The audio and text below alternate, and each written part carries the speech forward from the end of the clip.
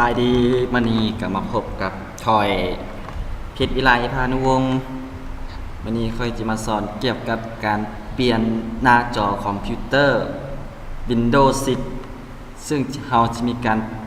เปลี่ยนด้วยวิธีใดนั่นเรามาเฮ็ดพร้อมๆกันเลยขั้นวิธีที่1คือเราคลิกขวาเสิร์ชตัวหน้าดิท็อปนี่เนาะคลิกขวาแล้วมาที่นี่ Present No Right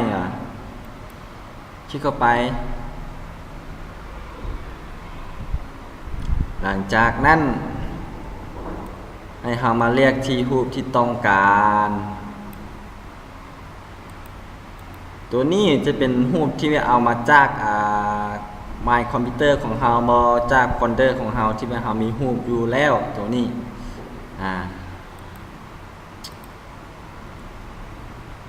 ปึ๊บ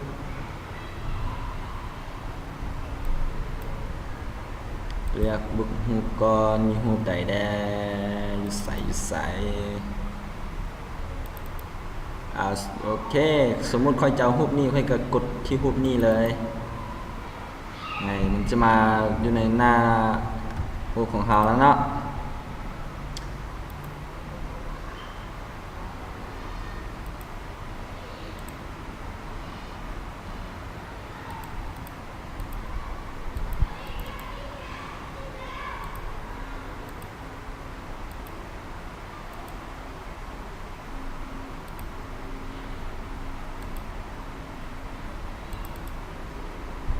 ตัวนี้จะเป็นรูปเกี่ยวกับ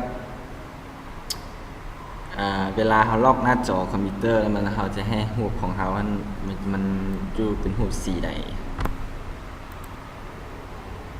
ตัวนี้เลือกสีของตัวนี้นี่เนาะเลือกสีของอันนี้นี่เลือกของสีตัวนี้จะเป็นสีเป็นสีส้มก็ได้ออฟไป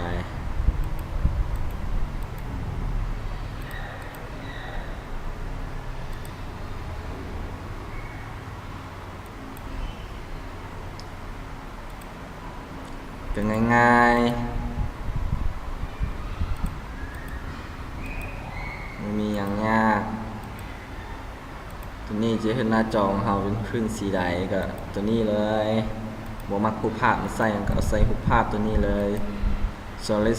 color นี่เลย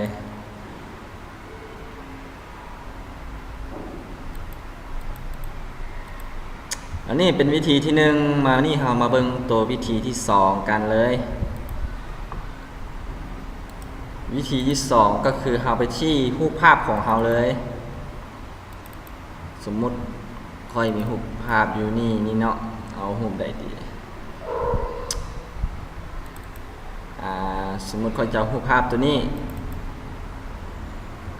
โอเครูปภาพตัวนี้บ่แล้วค่อยมาคลิกขวาเสิร์ชรูปภาพตัวนี้เลยคลิกขวาแล้วมาที่นี่ Set as Desktop Background ตัวที่2นี่คลิกเลยปุ๊บ